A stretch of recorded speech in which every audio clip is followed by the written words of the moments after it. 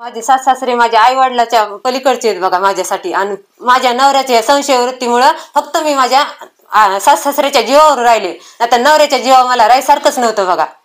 हो, म्हणजे भावासारखं होता माझ्या बघा. काही सुद्धा आमचे संबंध नव्हते, पण ते माझ्या नवऱ्याच्या डोक्याच्या संशयामुळे झालं बघा सगळं. हो, माझ्या सासऱ्याचा माझ्या पाठिंबा आहे मला. आणि माझा नवराच असा संशय वृत्तीचा होता. म्हणजे हेच म्हणून नाही, गावात कोणाचे बी नाव घ्यायचं बघा ते.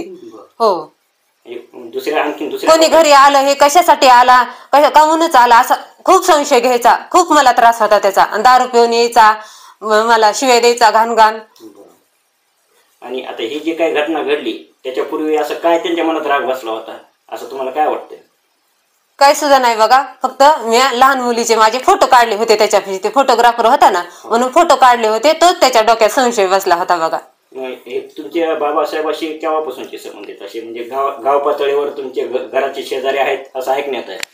तुमच्या वडिलाचे असं म्हणणं आहे किंवा ते बहीण भावांसारखे लहानपणापासून वाढलेले आहेत. तर त्याच्यावर तुमचं कसं होतं? म्हणजे बाबासाहेब असतील किंवा तुमच्या पतीशी कधी संबंध आलेले आहेत का दोघांचे? म्हणजे आमचं लग्न झालं तसं आमचं काही म्हणजे भाषणच नव्हतं बघा. पण ते नुसतं ते क्षुल्लक कारणावरून संशयच निर्माण झाला. हे केव्हा घटना घडली अशी त्यांना केव्हा वाटलं हे असं तुम्हाला वाटतं? 2 मुली झाल्याच्या नंतर असं सगळं संशय वाढला की. हो. आणि बाबासाहेबाशी तुमच्या पतीचा आणि बाबासाहेबाचा संबंध केव्हा आलेला असं? नाही, कधीच नाही. संशय कधी म्हणजे ते संबंध कधीच नाही आला. दोघांचं बोलणं नाही, कधीच नाही. कधीच बोलणं नाही झालं. कधीच नाही. बरं. आणि तुमच्या सांसारिक जीवनामध्ये तुमचं काही असं पती पत्नीचे संबंध कसे होते? काय हे संशयामुळं का म्हणजे आमचे चांगलेच नव्हते किंवा संबंध. हो, संशय वृत्तीचा माणूस होता. नाही. आणि बाबासाहेब जे आहेत ज्यांची आता हत्या झाली ह्यांचा तुमच्याशी असं काही आहे असं तुमचं त्यांचं पतीशी बोलणं व्हायचं काही? नाही, तसलं काहीच नाही आमच्यात. काहीच नाही. तुमच्यावर आरोप केलेत का कधी त्यांनी घरी? हो, घरी आरोप करीत होते. बरं. मग तुमचं काय उत्तर होतं त्याला? माझं काहीच नाही. म्हणजे पतीशी काय बोलणं व्हायचं? त्यांच्याशी काहीच नाही. पण ते असे संशय कोणावर बी घ्यायचे हो. इथं गावात सुद्धा आमच्या तुम्ही विचारा, मी जर तशी असन तर म्हणजे असं म्हणजे बाबासाहेबांशी तर कोणाशी संशय घ्यायचे, कोणाचे बी नाव घ्यायचे गावात सुद्धा.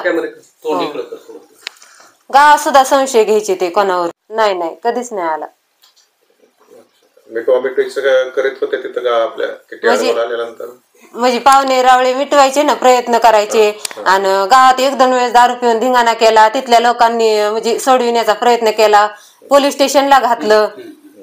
असे प्रयत्न केले, पण ते सुधारणाच नाही झाली त्यांच्यामध्ये.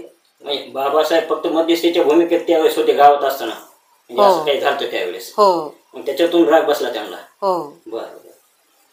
ज्यावेळेस दारू पिऊन तिथं धिंगाणा वगैरे किंवा मारहाण तुम्हाला करीत होते, त्याच्या डोळ्यासमोर तुम्हाला मारहाण करताना समजा हे जे काही आपले शेजारी असतात ते धावून येत असतात, तर मग असे बऱ्याच वेळेस काही तुमच्या समोर म्हणजे आल्यानंतर म्हणजे होणारे भांडणं वगैरे ते सोडित होते का बाबासाहेब?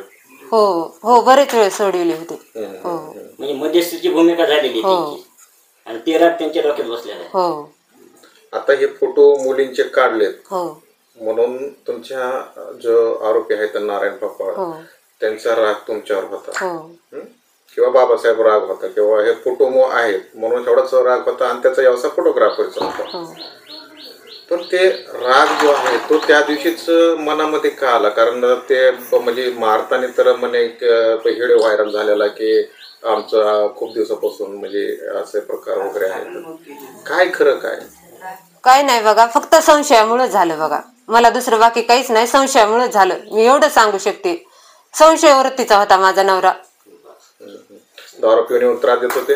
दारू पिऊन त्रास द्यायचे ना, शिव्या द्यायचे घाण घाण. आई वडिलाला शिव्या द्यायचे. सासू सासऱ्याची कसं होतं?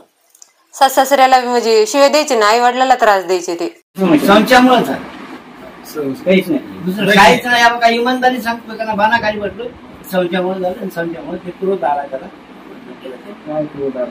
कोणाची काय चर्चा नाही का झाली? कोणाची चर्चा नाही, काय नेमकं म्हणायचं कशाला नका. माझी एवढीच इच्छा आहे. आणि आमच्या दोघांचं काहीच म्हणजे असं शेजारी होते, आम्ही भावाप्रमाणे होता माझ्या त्या. एवढीच माझी कळकळीची. माझ्या विश्वास ठेवा तुम्ही. असं आमच्यात काहीच हे नव्हतं. आमचं भावाप्रमाणे नातं होतं, बहीण भावाप्रमाणे नातं होतं.